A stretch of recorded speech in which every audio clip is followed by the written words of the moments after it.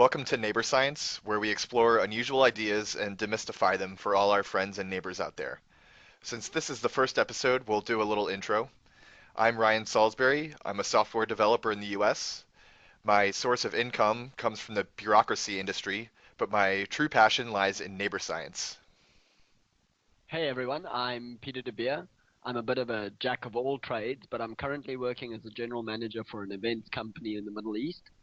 So I guess that makes me the Middle Eastern friendly neighborhood scientist.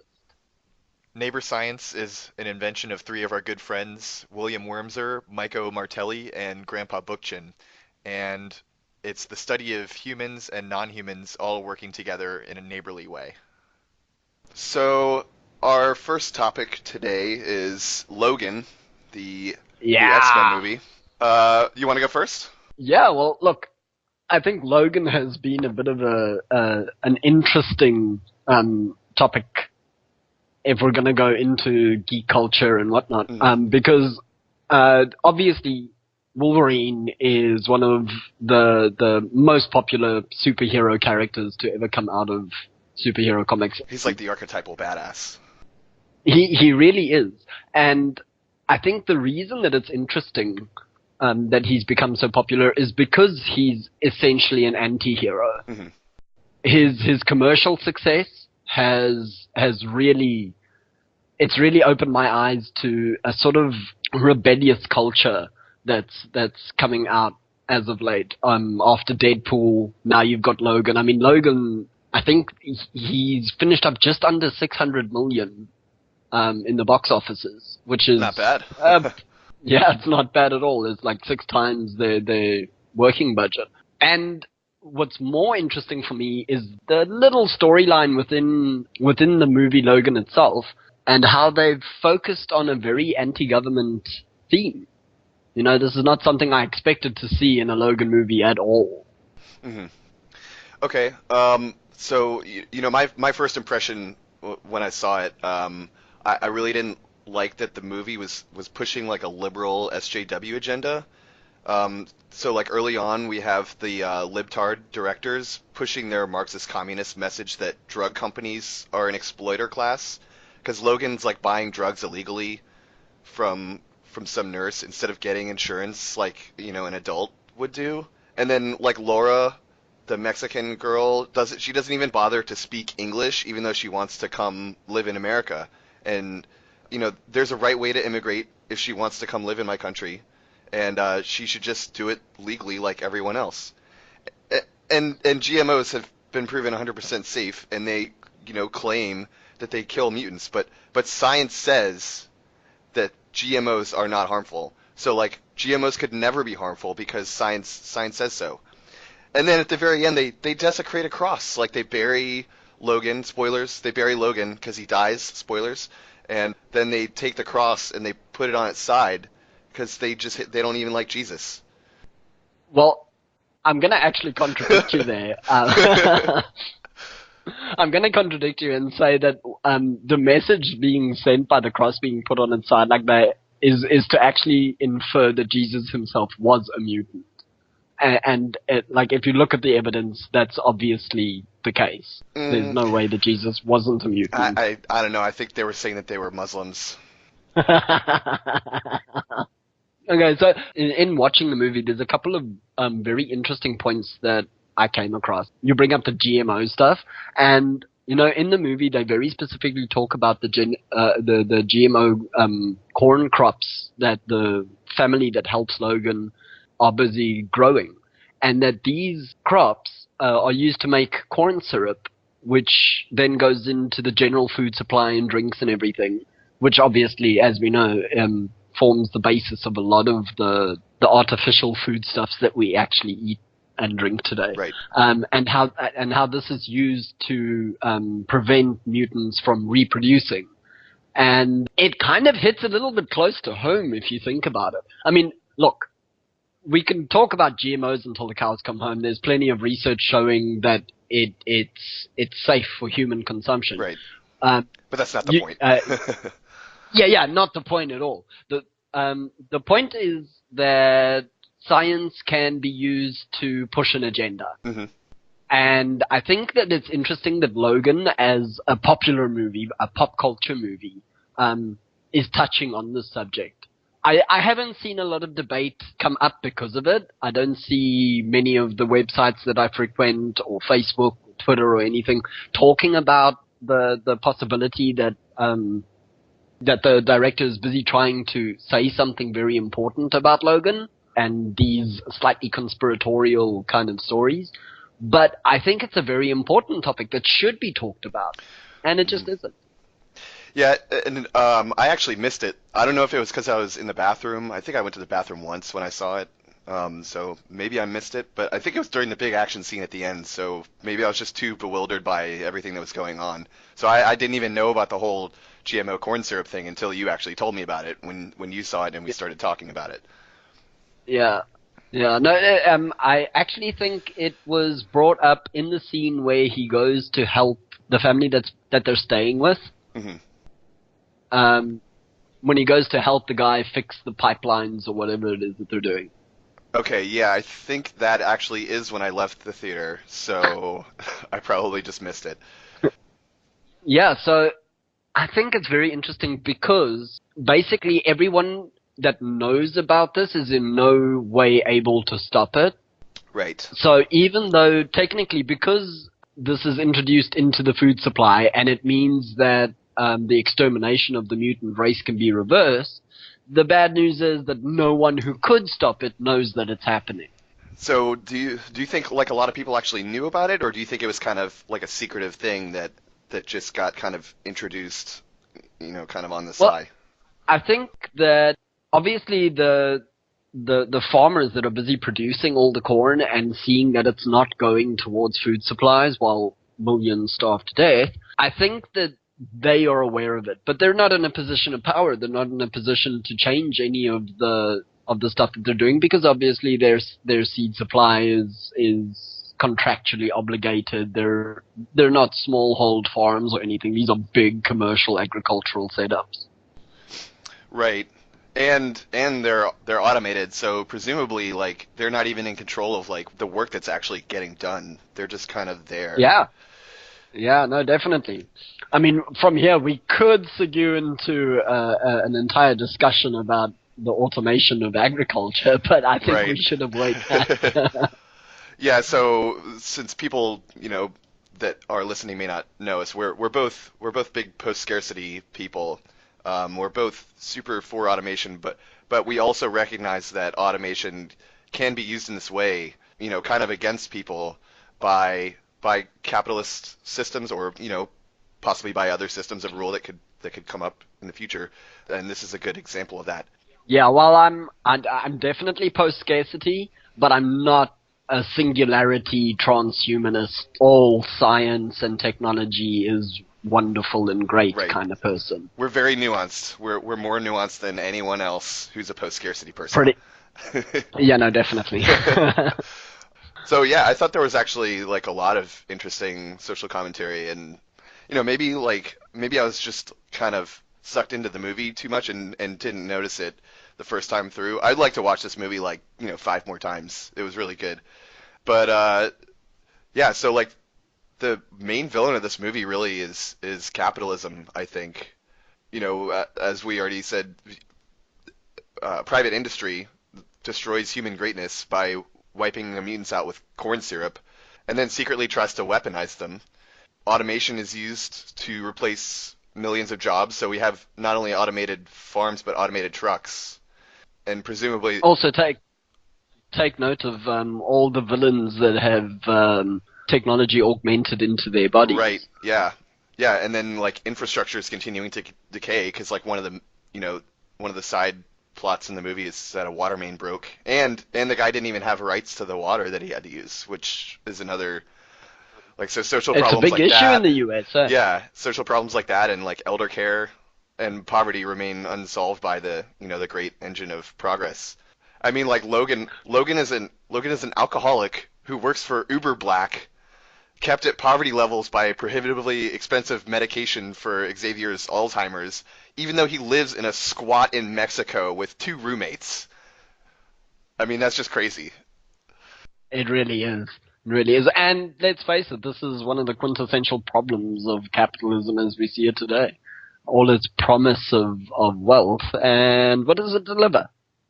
What does it deliver? Nothing but wealth for the privileged and deplorable conditions for everyone else. Yeah, we definitely see a lot of the kind of shithead rich kids getting driven around by Logan in his Uber limo. USA, USA. Yeah, It was, yeah. I literally packed up laughing at that scene. Uh, and I'll tell you why I packed up laughing. A lot of Americans don't seem to realize that by celebrating nationalism the way that this pop culture youth in the US does, the chanting of the USA, they really have become a big laughing stock in most of the rest of the world. Chants of USA are one of the greatest points of mockery in many comedy shows around the world. It really is. I'm trying to remember, what was that puppeteer movie? Team Oh, Team America. America, yeah. Yeah, and that version of the U.S. is how a lot of people see most of the U.S. these days. And I'm sure it's like even worse now with Overlord Trump being our president now. Overlord We're Trump, just a we're yeah. just a parody of ourselves now. Humpty Dumpty. Okay, so yeah, I had one last point that I wanted to bring up Sure. in regards to Logan, and that's that in the movie, a year prior to the events that we see take place in the movie, Professor X's powers are supposedly gone haywire, and he kills probably the remaining X-Men. Spoiler alert. You hear this on a radio broadcast that Wolverine quickly switches off in the movie. But interestingly, in the Old Man Logan comics, from which this is very loosely adapted, it's not Professor X who kills the X-Men, it's Wolverine. Now, I'm very curious about whether this was done, this change in the storyline was done to justify labeling Professor X as a weapon of mass destruction. Sorry. And that, I mean, obviously that would be very in line with the anti-terrorism agenda of big government in the movie itself. Since the idea is clearly that big government cannot be trusted, and it makes sense that the Professor X WMD story could be something concocted by Rice in order to justify the war on mutant terror, you know? Right. And as I realized when you mentioned this in our discussion before the show, there's kind of a little possibly intentional like winking reference to Condoleezza Rice and WMDs. Yeah. Um, Again, I'm not sure if this is just a coincidence or whether the director very, very subtly put that in there, because it hasn't seemingly been noticed by anyone else. So maybe I'm just reading too much into the movie. Right. But yeah. Yeah, I mean, I tried, like, I was, reading, a bunch of different articles about this to see, like, how the movie differed from the comics and, like, what the comics actually said. And I don't think there was a character named Xander Rice in the comics. So I think it was Yeah, no, created for the movie. well, he's a character in some of the other X-Men novels, Okay. but not in the Old Man Logan series. The main villain in the Old Man Logan series is someone else entirely, but we never get to actually meet him because they've diverted from the original. So two changes from the comics, two major changes that we've noticed. One is Xavier is a weapon of mass destruction, and the villain guy is Rice. So maybe that was Yeah, intentional. I don't know. indeed it was. And I'd just like to bring up again, it was a private company that was doing most of this stuff. So I think it's really interesting that such a kind of blockbuster movie would make a pretty thinly veiled attack on capitalism. Yeah, no, and I'm going to be honest and say that I've been seeing more of this kind of thinly veiled attack on capitalism in Hollywood blockbusters recently. I'm not going to go into it now, but I have been noticing more of it, and I'm not sure if it's sort of a strategy to try and undermine capitalism so much as it is a way of trying to get people to just start talking about the things that need to be spoken about. While Hollywood does spend an inordinate amount of money on trying to make more money, they do have a very long history of trying to introduce social justice issues into specifically American conversation. So, and it's possible. I'll take the really cynical stance and say that they're not anti-capitalist at all. They're pro-capitalist, and what this is capitalism once again co-opting counterculture, which it does all the time. It Yeah, always co-opts counterculture, makes it very safe and commodifies it, and this is capitalism commodifying opposition to itself, which shows how resilient it can be. well, I can't disagree with that. If you look at Logan is the second biggest grossing movie of the year so far this year, and Thanks, the only capitalism. movie to top it, yeah, at $600 million in the box office globally. That's not a small amount of money. But there's one movie that's managed to go ahead of them, and that happens to be Beauty and the Beast, who has recently topped the billion mark. Oh wow. Um, yeah, and interestingly, they managed to stir up a big conversation about gay rights and Bestiality? bestiality and all sorts of interesting topics that are essentially kind of co-opting the movements aimed at LGBTQ rights and so on and so forth. And they managed to commodify it all very nicely to the tune of $1 billion. So, yeah, I think your point might be a little bit more accurate than mine.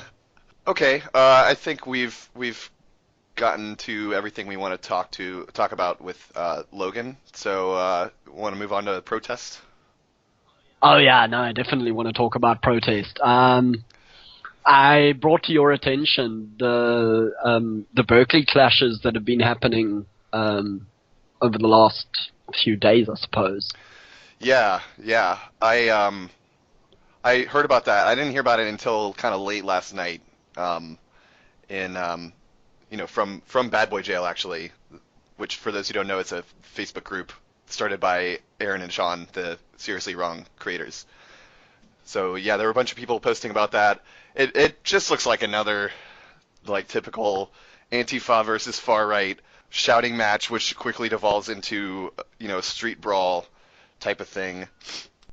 Yeah, I saw a post by Rebel Media, which is like Laura Southern and those assholes, advertising the rally, and it's funny because the right wingers everywhere basically try to characterize the left as violent thugs because of Antifa, but their big attraction with this rally was that Laura Southern, who's like an IRL troll, and Based Stickman were going to be there. And if you don't know, Based Stickman he was at another Berkeley rally that devolved into fighting, and the thing that made him famous was like beating people with a flagpole.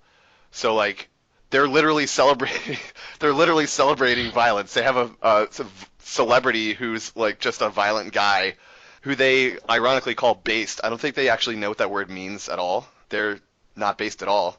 They're assholes actually. But yeah, so I mean that's really all I know about it is they were trying to have a rally there. Obviously they're not welcome at Berkeley because Berkeley's pretty lefty. But they invited themselves there and tried to hold a free speech rally where they just punched each other. correct me if I'm wrong. Obviously, I don't stay 100% up to date on US happenings, but Berkeley was where Milo had his little protest thing. Yeah, yeah, So it does seem like Berkeley is a bit of a center point for a lot of the far right versus far left protest action. yes. Which is interesting to me because the central locations where a lot of these protests happen tend to have they become connected when you have the same location being used as a staging point for these conflicts. Whatever the dominant ideology is within that location. So, like you say, Berkeley's quite Hmm. leftist. The fight is usually taken to those locations because what it does is it creates a negative attitude by the general public towards whatever ideology is prevalent in that area, because it supposedly creates the impression that it is the ideology that is leading to conflict specifically, instead of the individuals that are trying to undermine that ideology. Right. Yeah, and I see that a lot with people who talk about it. Whenever this violence erupts, it's never like, oh, these guys here are being violent. It's like leftism, which is not even a fucking ideology at all. Leftism is not a thing. Um, but leftism is violent because these, kind of anarchides are violent. And and then also, I would like to make the point that one of the things that the right is really amazing at doing, especially the ones that go to this rally, they're really great at playing the victim. Yeah, no, that is something I've noticed. So, And it's funny because not only do they play the victim, they act like they've been victimized, but they also play the tough guy. So they play these two contradictory roles where they're like, oh my God, like we just wanted to have a free speech rally, like all we wanted to do was celebrate free speech and talk freely, and these violent leftist thugs came and beat us up, but also they're pussies and they can't even beat us in a fight without like 20 guys piling on one person. And we're gonna crush them. And while wearing our fedoras. yeah, and and so they want to go there and have a free speech rally, but their main thing again is a professional troll and a guy who's famous for beating people with a stick. Yeah, it's kind of sad, really. And what makes it sad, in my opinion, is the fact that everyone is that these guys are actually getting attention. That their tactics, while being juvenile and stupid, it's gaining national and international infamy. Um, And then, as you pointed out, they're they get framing this as Trump supporters versus Trump opposition. Yeah, I mean, if we look at what's happening in the U.S. media at the moment, and how stuff like Breitbart News and Infowars is managing to actually become mainstream news outlets, it starts to look pretty bad for the U.S. as a whole. With all the fake news crap going on, and alternative facts and everything. It starts to become a bit worrying that they're getting the kind of legitimization that they are. Right. So, what do you think about the the praxis of getting in these fights, like being an Antifa person and getting these fights with the right? Okay, so you and I have spoken about protests several times, and um, you know that I've got this mixed view of protest. And just real Coming quick, from South South Africa. Africa, you said is like the protest capital of the world, right?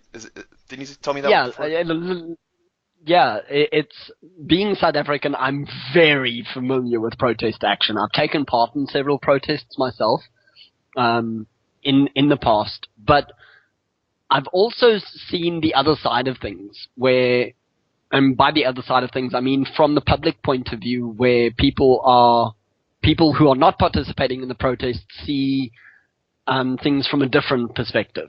And this is where I get in two minds about protest actions. Number one, if the protest action isn't strategically organized, if it devolves into any kind of violence, if there is wanton destruction of property, it plays out very badly in the media. And whatever effort is trying to be achieved by the protesters becomes undermined completely. Um, But then there's the flip side, where even if you remain completely docile and non-violent and everything is peaceful protest and kumbaya and hand-holding and everything, you kind of end up with nothing happening. A Or lot of Americans aren't. or I don't know if you remember this actually happened in Berkeley as well. The scene of kids who were laying across the sidewalk with their heads down, getting pepper sprayed in the face by that police officer. They were being Yeah. completely nonviolent, but they were still brutalized.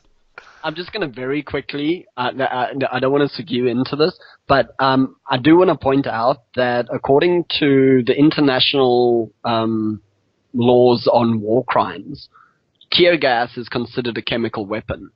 And I believe it was about 2 weeks ago that various members of the US government stated that they cannot condone the use of chemical weapons on innocent civilians ever. Hmm.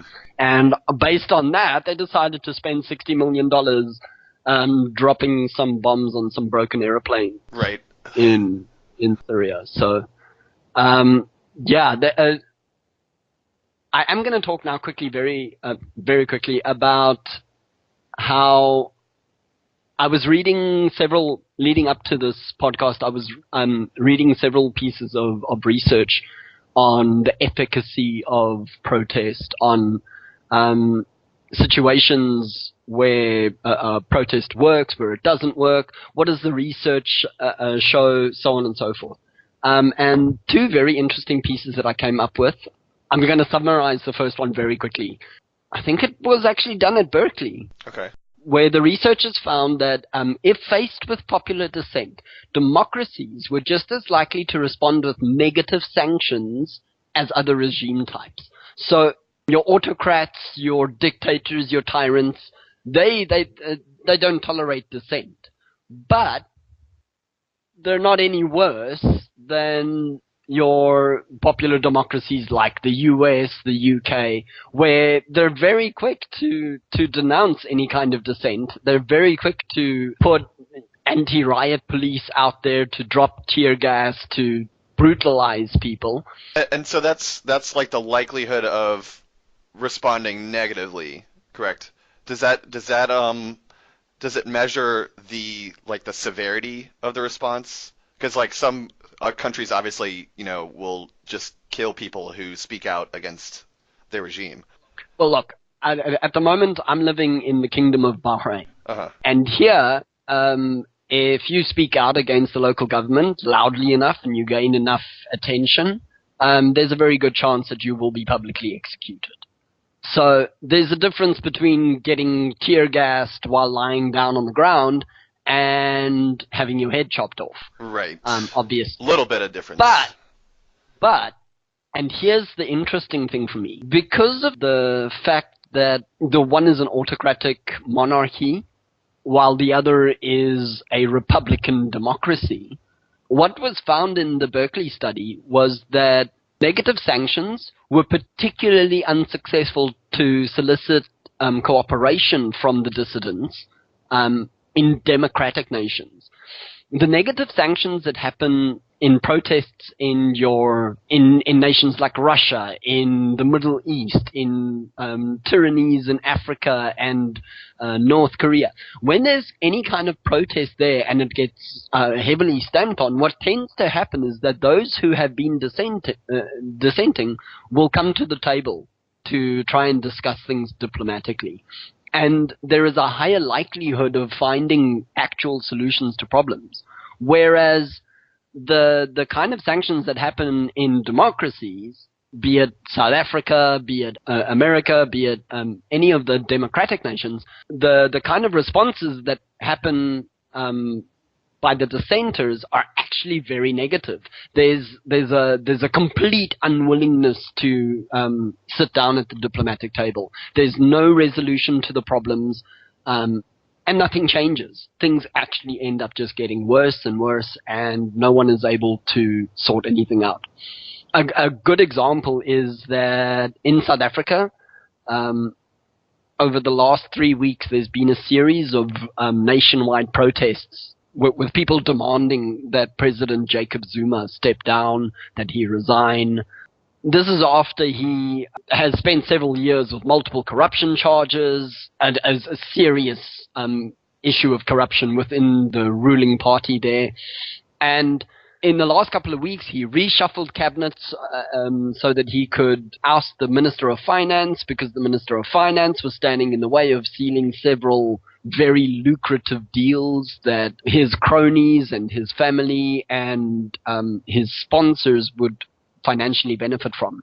This seemed to be like a tipping point for a lot of South Africans, and now they've gone and they've been protesting. And the white people came out to protest with the black people, and all the opposition political parties joined together to march on Parliament and to have their say, and nothing's changed. The Jacob Zuma basically sat back and said, "Well, I hear you, and I don't care. I'm just going to carry on doing whatever I'm doing."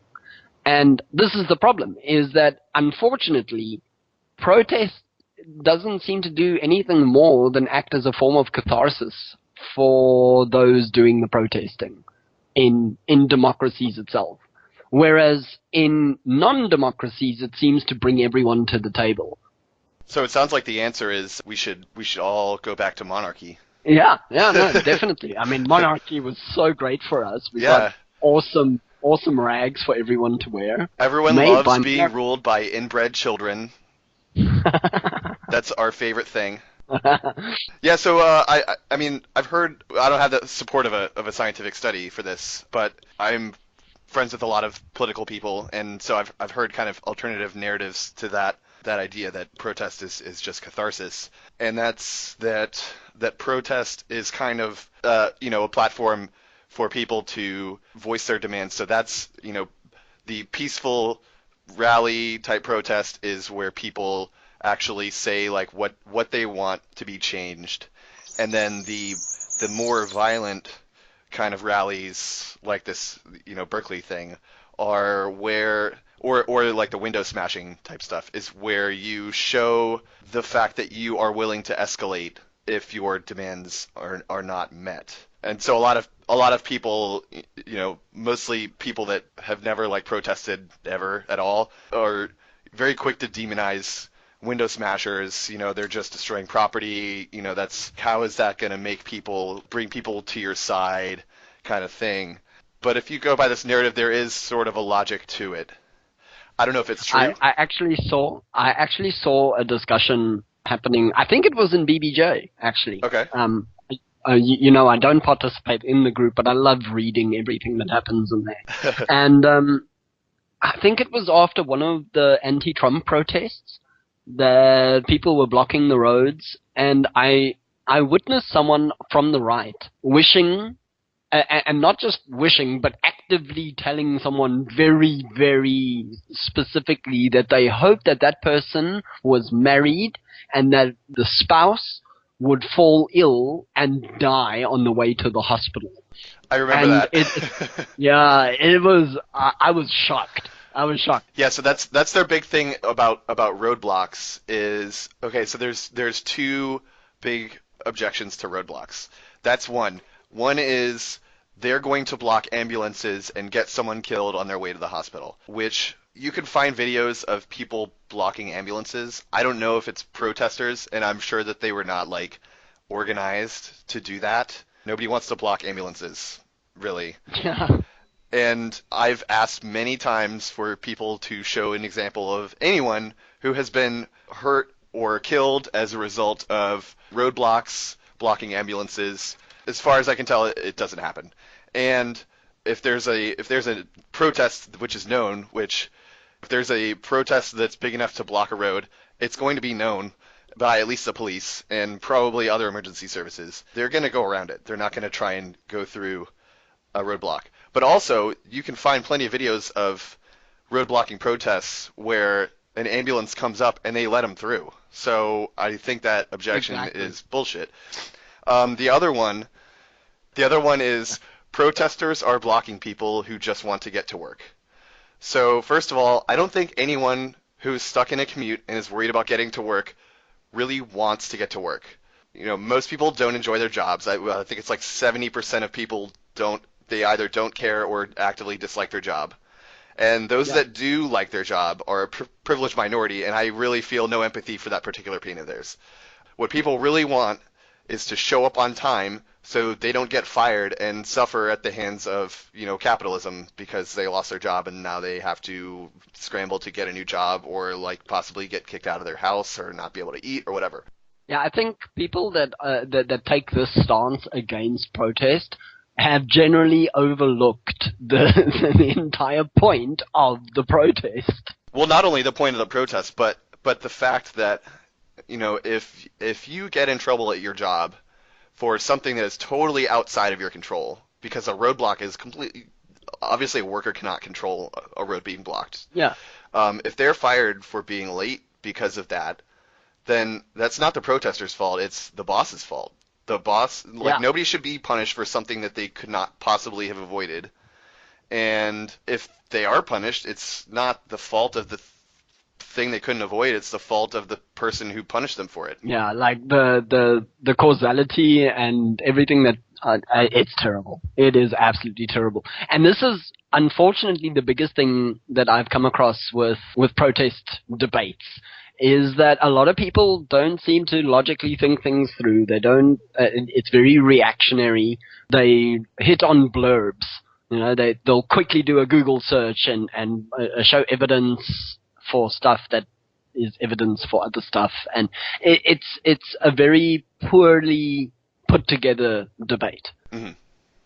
I mean, I think if we take the stance of like this is a narrative crafted intentionally to demonize protesters, I think it's a very effective one because it kind of paints all protesters as lazy, jobless, entitled whiners, and people who just victimize, good, honest, hardworking people who, while they support the protesters, this is what they always say as well. While they support the message of the protesters, they're doing it the wrong way. They're just doing it wrong. They shouldn't block roads because that hurts people. Never mind that they're upset about something that's vastly more harmful, on a larger and more significant scale. But yeah, I think in terms of turning people against protesters and especially the message that the protesters are putting out there, it's highly effective. Yeah, no, definitely. Okay, I think we need to move on to our next topic, Okay. which is a little bit related to this, Yep. because let's face it, there's a lot of protest that has to do with higher education. Right. Our next topic is tertiary or post-secondary education. So, like Peter said, there's a lot of protests at colleges, so it kind of ties in here, and a lot of protests for kind of liberalizing education, like access to education. Correct me if I'm wrong. Correct me if I'm wrong. I just quickly want to, before we get fully involved here, has New York just made tertiary education, public education free? I did see that. Yes, I think they did. I didn't read much into it, so I can't really say anything besides yes. Okay. It was just something that I spotted that I needed confirmation of. Right. Okay. So actually, this I think note that I have here could tie in. I was actually listening to Seriously Wrong yesterday, and it was an episode about post-secondary education. And they didn't say this, but it kind of inspired this thought in me that there are parallels in our society with medieval society in how people, especially privileged people, are controlled. The the narrative myths are very similar. So in the medieval era, people's desire for joy and agency, trying to live their own life and do what they want to do, which is fundamentally opposed by the Christian authoritarian system that they had, Mm-hmm. was suppressed by via the concepts of heaven and hell. So people would forgo the limited and transient pleasures on earth in order to be rewarded with the greater eternal pleasures of heaven. And on the other hand, they would accept limited and fleeting pain on earth in order to avoid the infinite and eternal pain of hell. And today the situation is nearly the same, but with a materialist, liberal, capitalist bent to it. We're expected to avoid limited and transient pleasures in the present in order to be rewarded with the greater eternal pleasure of retirement. So these pleasures are distractions or wastes of money. They're vices that steer us away from advancing through the hierarchy of wealth and business. They're stupid, unproductive activities, which are the diametric opposite of smart, productive ones. And so this is I don't know if this is the way it is in the rest of the world, but through like from grade school to high school to college to work, we're expected to kind of limit ourselves to only the smallest pleasures because we're always working toward a better future. That's the overall message in all schooling here is it's all about your future. Hunker down and focus on your studies, focus on your job because the eternal afterlife of retirement is coming if you are just good and virtuous and do what we want you to do. I think it's fascinating. The parallels between that sort of religious thinking and the existing school systems. It's also interesting to note that the schooling system, as applied by most of the world now, with your what do you guys call it? Your primary school, then your secondary school. Yeah, elementary, middle, and high school is the American yeah. model. Okay, but all of that is essentially derived from the ancient Persians. Really? Huh. No, the standardized testing, the splitting everything into two major parts of school, with tertiary being something that came learned afterwards. It wasn't part of the standardized system. Okay, because I've usually heard it compared to the Prussian model, so I've never heard this before. Okay. Well, let me do a very quick search through my notes here. Okay. Yeah, the two are actually very closely linked. Either way, though, it would seem that this religious undertone to how everything functions is it's a hallmark of those early scholastic systems, which were essentially derived from religious institutions. Right. So it would make sense that there's this overtone that continues into today. Yeah, I kind of I never made the connection while I was in school, but I did always notice that where anytime because I was a big slacker in school. I got really mediocre grades. I think I graduated with like a 2.8 GPA. College, I graduated with a slightly lower GPA. I took 6 years to go through college. You're supposed to do it in 4, but that was always the thing that I was being told was like, oh, like don't worry, just get through middle school and then you'll be in high school and everything will be great.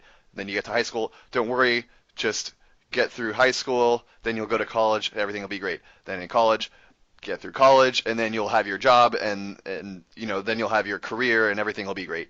And of course now it's kind of a purgatory where my job is not going to end for 40 years. I'm stuck doing whatever I'm doing for the next 4 decades, and then I'll have the pleasures of the afterlife of retirement. Agreed. There's obviously this repeating pattern, but I think that you're also unfortunately forced to ignore the fact that a lot of the education that's currently happening in the US is kind of becoming redundant. Are you talking about like degree inflation? Well, kind of, but more to do with the automation of the workforce that True. we're seeing a heavy rise in. I've seen everything from AI lawyers to AI CEOs. The robotics are taking over even guild work now. We're not looking at a system that's going to be supporting all of these highly educated people in the future. I think over the next 20 years, we're going to see a lot of phasing out of the labor market that people have invested hundreds of thousands of dollars in order to get their education in. Now, this is interesting. When you say AI CEOs, are you talking about like self-driving BMWs or like self-talking phones? Well, we both know that I'm actually talking about Magic 8 balls. Okay. What about self-smoking cigars? Do they have those? I, I hadn't even thought of that one yet, but I'm sure someone's developing it. Well, if not, I'm going to develop it and make $1 billion, and my CEO is going to be automated. There we go. There we go. Cool. Yeah. So let's see. A couple of the notes on education that I wanted to talk about. You guys had, I think you pointed this out to me, the Rahm Emanuel Yes. had. Please tell me more about this. Okay. So the mayor of Chicago, Rahm Emanuel, um, the Democrats are obviously awful at education reform. Bernie wanted to do free college, and Hillary and her faction were kind of like, oh, that's ridiculous. Of course that could never Just happen. For yeah, just privatize everything. Right. For our American listeners, I don't know if you've ever met a student from like Europe or Canada or one of those other countries. They don't have free college necessarily. Some countries do, but even the countries that don't have free college, like I talked to a girl in France who first of all, she was not French. She was from a different country. So she came there to study. Her tuition, and I think room and board as well, 500 euros. And American listeners might be thinking that's 500 euros per class or credit. No, it's 500 euros per year, so she gets an entire year of education for a month's rent, basically. Pretty much. Yeah, And I mean that's one of the more capitalist versions in Europe. If you go further north to like Finland, they'll pay you to go to college. yeah, that sounds pretty It, sweet. it's not just free. You actually get everything subsidized from your textbooks to your accommodation to everything. They want people to actually get a higher education that is worth something. So, what's the deal in South Africa with higher education? It actually ties in quite nicely to protest. Last year and the year before, there were heavy protests surrounding public schooling, public universities. At the moment, there's a big debate happening about the public versus private schooling at the tertiary level, because the students in the public schools have basically demanded that fees have been climbing too fast, that there's too much of an emphasis on paying money for an education, where they view education as an investment in the future, and therefore it should be paid for by taxes, and they've been demanding free education. And it has been happening to a certain extent. There was the fees must fall movement that happened 2 years ago, and in response to massive protests throughout the country, the Parliament and the President basically suspended any fee increases, and they repeated that again last year. And now there's a big debate raging about whether or not the static fees at public schools is leading to a reduction in the quality at public schools, as well as whether or not students that would be going to private universities are opting rather to go to public institutions, thereby overburdening the public institutions. But everything that I can see so far says that the way that the educational system is integrated in South Africa, your public and your privates tend to work together. There's a lot of stuff that where there isn't an overlap, and so your private institutions will step in and teach certain subjects and classes that are not offered by the public schools, and these are subsidized by the government. So it's very complex, but it's also very different from what you have in the US. Right. So, okay, so back to this Rahm Emanuel thing. Okay. Um, Right. so Rahm Emanuel is the mayor of Chicago, and he is a Democrat. And his proposal is, in order to graduate high school, every student will have to show an acceptance letter from a college, trade school, apprenticeship, or branch of the military in order to graduate. So Oh my God. yeah, this is one of the worst ideas I've ever heard. I mean, first of all, there's plenty of people who, you know, don't they're just not going to go to college, and you Okay, so shouldn't wait, force them wait. So what into are you something saying? else. Sorry? I just want to clarify this. So you're not allowed to graduate high school if you've managed to somehow set yourself up as an entrepreneur. Yeah, I mean that's a great way to put it. Kind of wow, you should write the Republican opposition for this. Yeah. Yeah, they're probably not on that level yet. Okay, but this is also happening in a climate where Washington has basically, for the last, I don't know, what's it been, like a decade? More? 20 years? Of them basically pushing reform after reform that has downsized trade schools. I Yes. mean, I remember reading an article not too long ago about the war on trade schools in America. Yeah, they're not particularly favored here. And and the other the other thing besides a trade school is you could get an apprenticeship, but that's also extremely difficult here.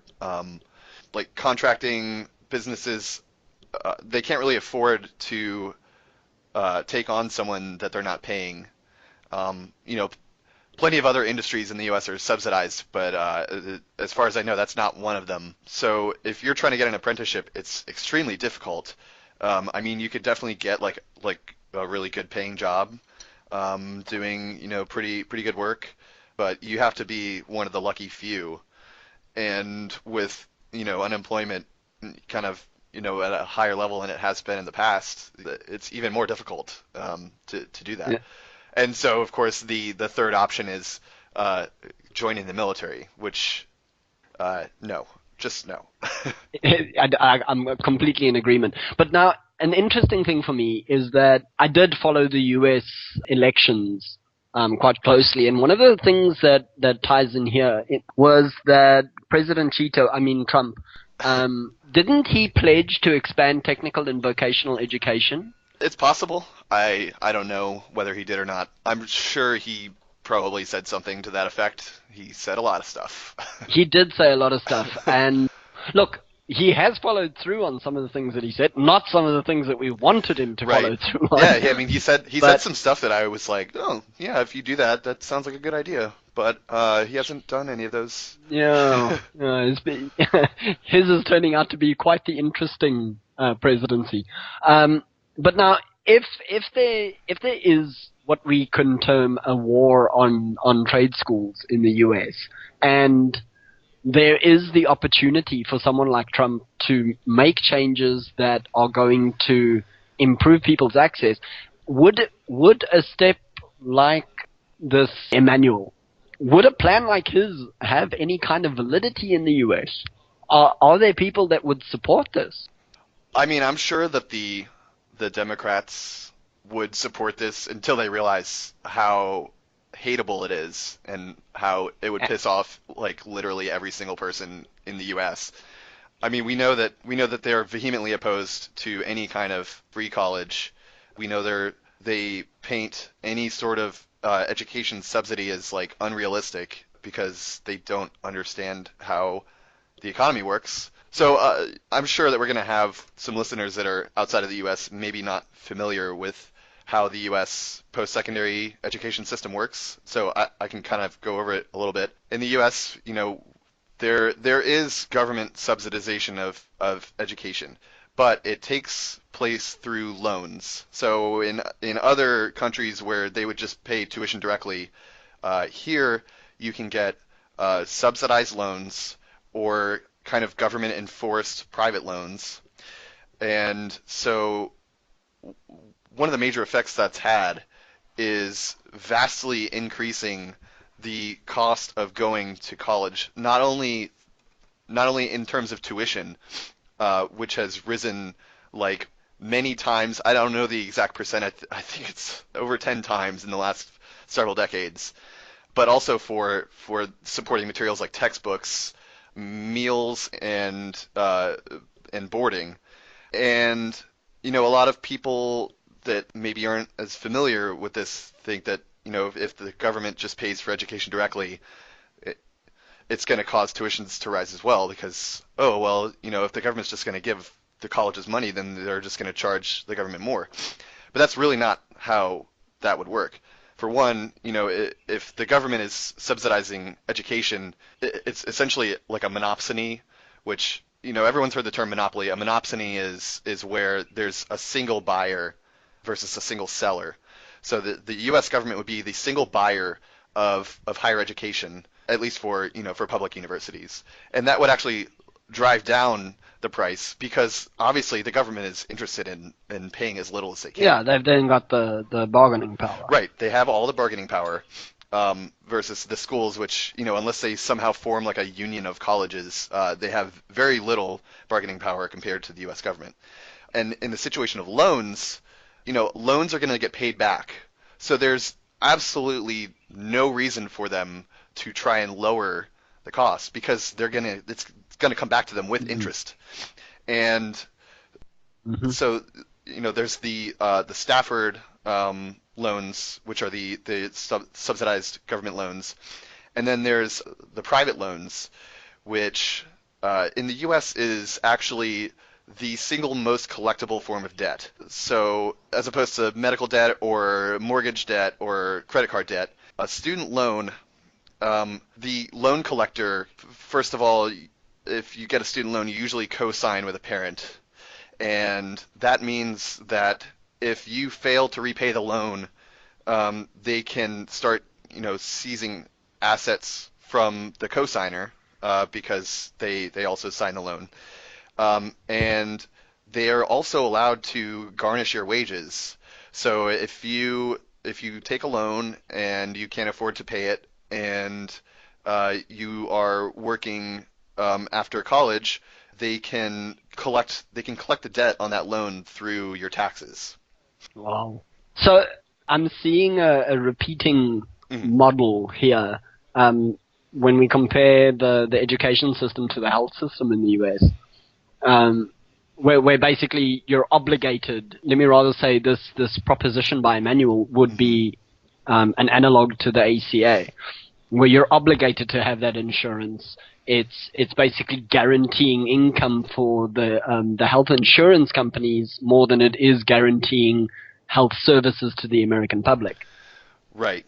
And so there's, in that vein, there's a similar kind of perverse incentive there, to use the economics term, where if you have to buy health insurance, and insurance essentially is just a bet that more people will pay in than they have to pay out.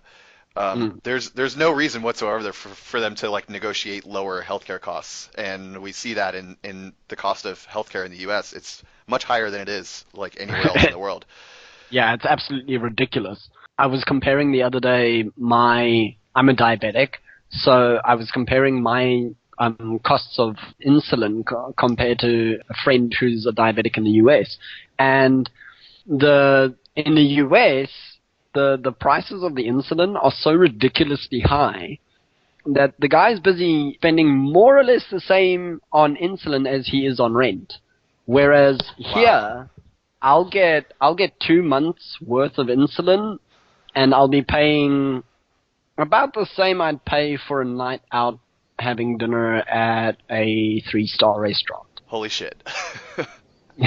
Yeah, so I mean, back home in South Africa, I would get my insulin from a government hospital, where if I am employed, I pay about 10-15 rand, which is about $1, and that'll give me my month's supply of insulin. So when we compare the US system to other parts of the world, it starts to become glaringly obvious that you guys are being taken for a ride. Yeah, and it's because we're all fed this rhetoric that the private sector is always more efficient. So anything that gets privatized is going to result in lower costs.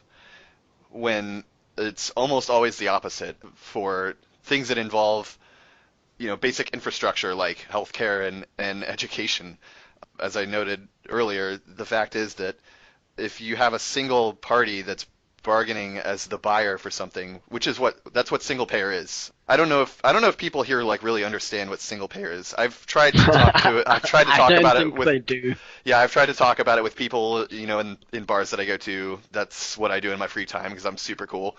I talk to like old ladies about the healthcare system, and and so they seem to think that like single payer is the government takes all your money and gives you shitty healthcare, and it's like insurance but worse, and it comes out of your taxes and pays for lazy people without jobs and people who spend 100% of their time smoking cigarettes and chugging whiskey. Which, personally, I'm happy to pay for those people. I think if you smoke cigarettes, if you chain smoke all day and chug whiskey, like one of my You're best likely to be friends a actually much. does. One of my best friends does that. And he has a job, so like he's not lazy. But I think he should get healthcare. I think that he should get healthcare. And Well, at the end of the day, someone who chain smokes all day and drinks all day is much likelier to be a lower burden on a healthcare system in the long run than people who don't. So yeah, give why? them Because all he's the gonna healthcare die. they want. Unfortunately, statistics are statistics. Yeah, yeah. Um, but also, people who self-medicate tend not to be a burden on healthcare systems. They tend to avoid them whenever possible. True, and I think that's pretty common. Like, one thing I did read about studies on single payer that were done in the U.S. was, and this was during the Nixon era, I think. If you have healthcare provided essentially for free, people are more likely to go into the doctor regularly for preventative healthcare.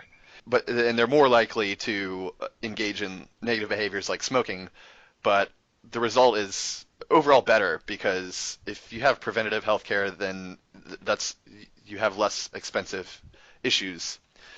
And so I think there's a parallel there with education as well, where people that get education here, they're really, they're either pushed into it by their parents or by the education system, and they go there to do the whole career thing of trying to get to the afterlife type thing.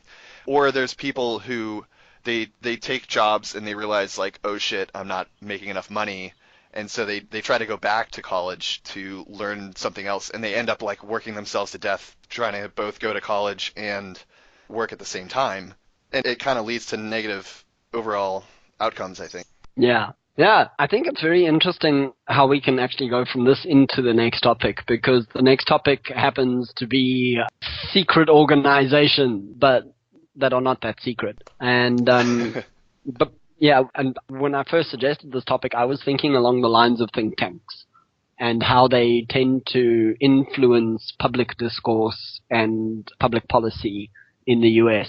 Obviously, it happens in other countries, not just in the US, but since the US is one of the biggest influencers of global policy and the global economy, it's a good place to start. I think it's very interesting to talk about how the education system and the healthcare system in the US and people's perceptions and incorrect perceptions of stuff like the single payer system has been influenced by places like the Heartland Institute, Cato. the Cato Institute, and the various lobbying groups, various organizations that basically fly under the media radar. But they still kind of set their narrative as well. Yeah. Look, we can start off talking about your big, infamous and famous secret organizations and societies throughout history, stuff like the Ordo Templi Orientis, the Knights Templar, the Illuminati. But I don't think that those are quite as relevant today as groups like the Bilderberg Group, the Rand Corporation, and other various influential think tanks in the US. Right. So the Bilderberg group, are they Jewish?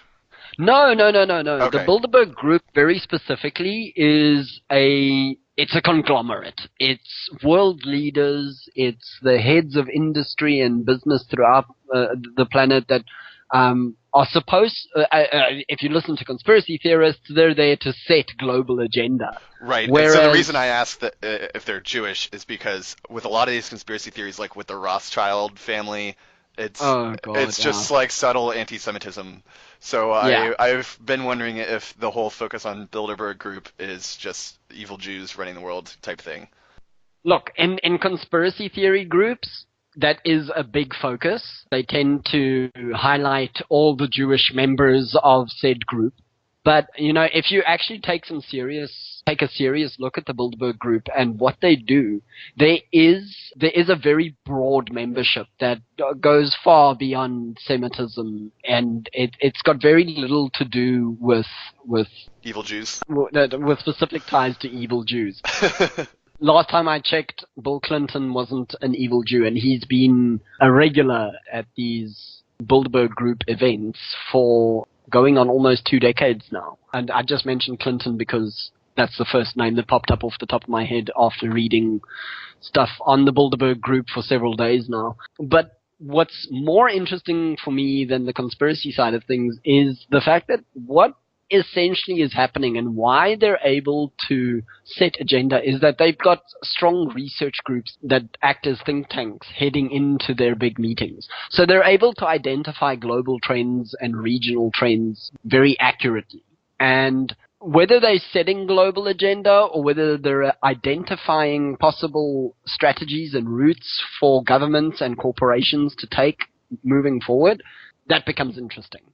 Because if you're able to predict more or less one of the things that I read going into this was by the Rand Corporation. I brought it up in so many debates now, and it would seem to me that not a lot of Americans know that the Rand Corporation exists. Yeah, I'd never heard of it until like maybe 2 years ago. Yeah, and I thought it was fascinating because they have influenced more of the US's international foreign policy than pretty much any think tank in history. Probably any other Work, group in history. yeah, they've worked so closely with the U.S. military. I mean, that was their original mandate, was to work with the military. And what really fascinated me back in the mid 2000s was reading about their strategies for the Middle East and how they predicted what was about to happen in the Middle East and the disruption by the US military. And it becomes difficult to sort of see where is cause and effect happening here. Are they just looking at trends and then predicting what's going to happen, or are they suggesting to the US military what to do in order to bring about certain outcomes?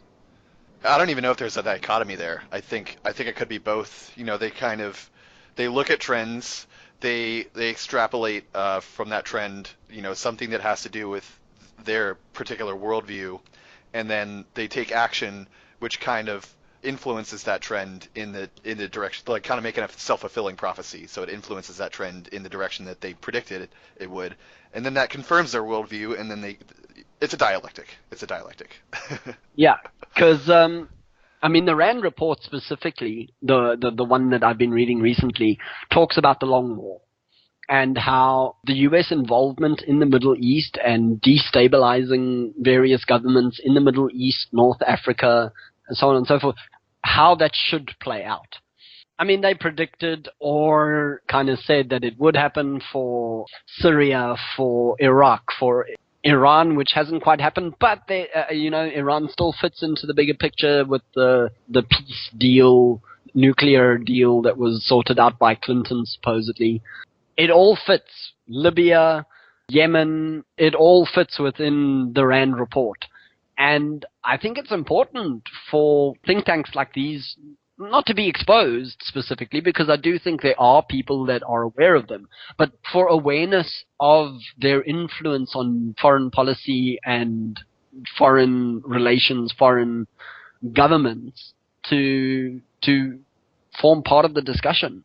Yeah, even beyond foreign policy, they have had extreme influence on just the shape of society overall. I mean, one of the most fascinating things for me is that they're the ones who invented packet switching, which is the most basic technology for the internet. Yeah, I think what made the Rand Corporation, I think their very first paper that they put out was about establishing a space station that they described what kind of fuel it would need, how much resources would go into it, how weather could be influenced, how global mapping systems and surveillance could be influenced. And this was all done prior to the big space race that happened during the Cold War. So I completely agree with you when it comes to how they've managed to shape society. They've been at it for a hell of a long time. Right. I need to pull up the wiki article on this because I've read it before. When I discovered them, I was like, oh my god, this is insane. There's just so much science that has come out of there that has radically shaped how society works. Like one of them is dynamic programming, which if you're not a computer science nerd like me, it's essentially able to be used for calculation in kind, which is how to allocate resources directly using the resources themselves. So as opposed to like using money to allocate resources. There's also, they had George Dantzig who created the simplex algorithm, which is like one of the most important optimization algorithms there is. They created game theory, which most people know about. Arrow's impossibility theorem in social choice theory, which is kind of an anti-democratic theory. And there's actually like problematic assumptions in that theory, even though it objectively scientifically proves that democracy doesn't work. There's actually problems in the assumptions there. But it's interesting to see like the sort of ideology behind the science that they created. All of those things, the simplex algorithm, game theory, and Arrow's impossibility theorem, they're all sort of part of this, Newtonian mechanistic worldview where it sort of justifies authority, like antisocial social systems that kind of use people for the personal ends of certain people at the top, systems where people are in competition instead of in cooperation with one another. And, it's not surprising that this would be the ideology of someone who would set foreign policy and structure of the U.S. military, which has grown to become the greatest empire in history. Yeah, yeah. Just as another example of how Rand managed to influence the US society, I know that during the 1960s, Rand expanded its lines of investigation into education, welfare, reform. They looked at criminal justice. And so by the time Nixon took office in 69, the think tank was already established. For those that aren't aware, the Rand Corporation was born out of the ashes of World War II. They were established because of the success of the Manhattan Project. So the idea was to have this think tank that would employ hundreds, if not thousands, of analysts, scientists, engineers, people at the top of their field to look at global trends, contemporary research, to put it all together and come up with these society-influencing plans.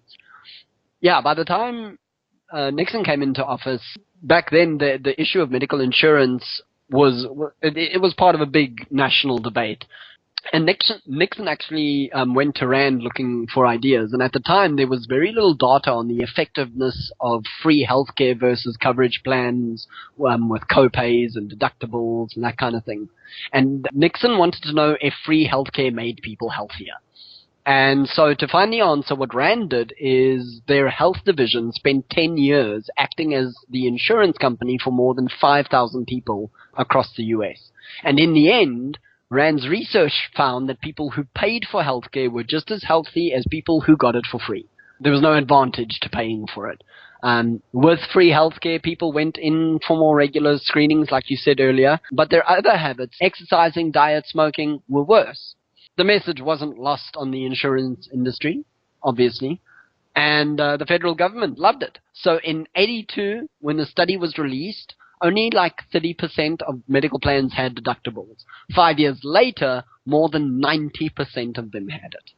Because obviously they could reinforce their own profits by ensuring that people who had to pay for their health care, they were going to end up smoking, drinking, bad exercise regimes, bad eating habits, that kind of stuff. All great things. Wonderful things that support capitalism as we know it. Yeah, I think another interesting tie-in to the shape of U.S. policy is that Rand was actually started by people from the Douglas Aircraft Company. So their influence was to set the U.S. military strategy, which to this day is heavily focused on air power. Mm. The level of influence by the Rand Corporation is just, it's insane. If you look at some of the other things that they've done, they're involved in the Israeli-Palestinian conflict. They're involved in global renewable energy. They're involved both in pushes for it and pushes against it. They control the discussion around obesity. They discuss the frequency of hurricanes. And everywhere they go, and everything that they talk about, once they've spoken about it, US policy is set on it. And that to me is the scary bit, is that they get to affect policy as effectively as they do. Right. It's crazy because here, I'm sure, like elsewhere in the world as well, but here especially, there's this perception that private industry and the government are these two separate things that you should never cross the streams. When you do, bad things happen. And this is kind of the perfect example of how that's just not true at all. Yeah, yeah. Government and private industry are intimately linked. They always have been. If you look into the history of capitalism, it's quite clear that that's never been the case. This is, yeah, it's just like the perfect example of how government and private industry are just one and the same essentially. One really creates the other, and then the other steers the first. Yeah, it's always been that way. And I actually find it hilarious when I'm in a debate with someone about the origins of capitalism and the false dichotomy of the state versus the market. And I think it's hilarious how a lot of them think that by taking the state out of the market will flow properly. And I don't think they understand that the market can't exist without the state. And these negative things that happen because of so-called government influence in the market. It's not government influence in the market. It's not one party imposing its will on another. It's a partnership of the two. The government, Yeah, yeah. first of all, the government, when it creates and spends money into the economy, it's doing so through contractors, through private industry, like industrial subsidies.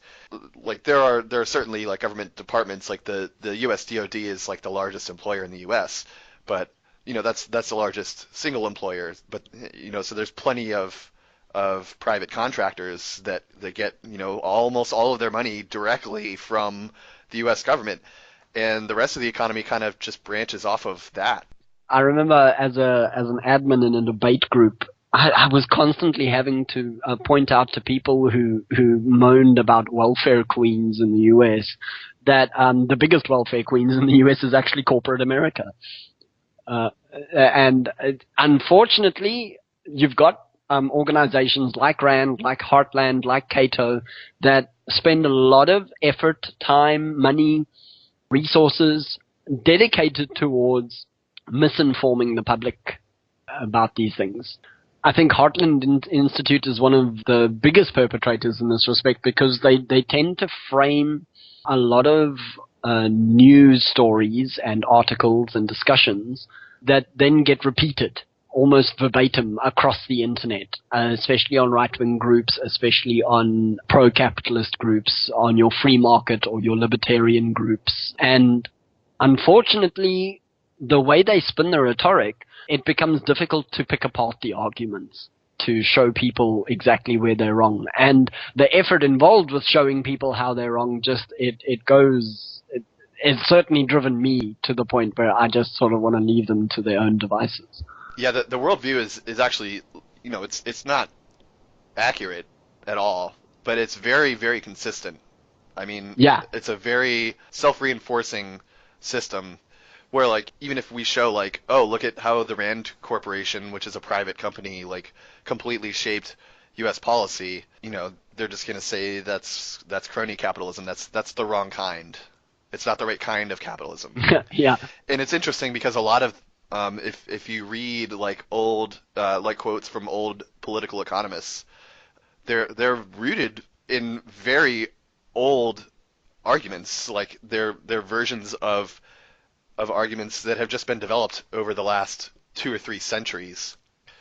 And I think that's part of the reason they're so potent is because people have just been exposed to them over generations, and it's just kind of ingrained in the Yeah, entire yeah, worldview of people in the U.S. and Europe.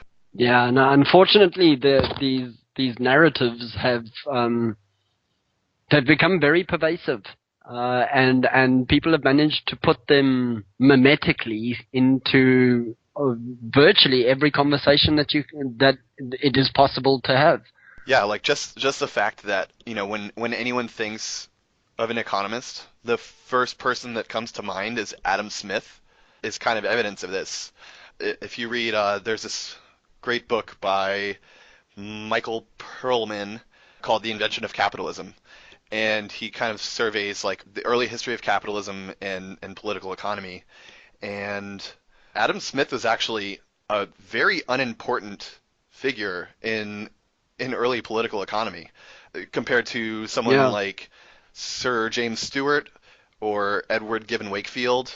Sir James Stewart essentially like wrote a 2-part instruction manual on how statesmen can build markets and get the peasantry folded into these markets to be brought into wage labor.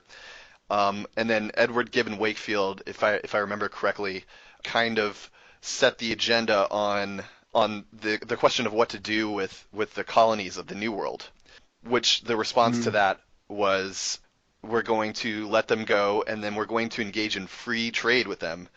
And free trade was essentially just a different form of hierarchy because these colonies had no industry of their own. Their relationship was characterized by the mother country kind of produced everything for them using their resources and shipped it and sold it back to them. And once the colonies were let go, they didn't have to govern them, so they weren't having their entire policy set by the mother country.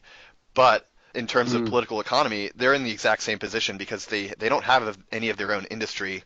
They can't really produce it because they don't have the knowledge to do that. And so all they can do is sell the same like raw material type things to the former mother country, and the mother country uses their well-established industry to manufacture things out of them and sell them back. It's kind of scary that none of these economists, these early economists, get any light of day in modern political discourse.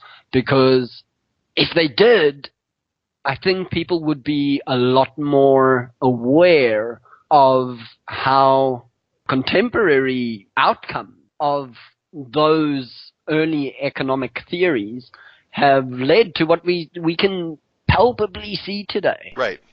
Yeah, and we still have people developing, the argument that free trade is a good thing. Like what's his name, the Freakonomics guy, literally saying sweatshops are a good thing because because they help lift people out of poverty, which is just like that's not true at all. That's not first of all, it's not the goal of a sweatshop, and even like and they'll argue like, oh well, even though it's not the goal, that's the outcome, and that's why capitalism is so great because people acting in their self-interest can result in good outcomes.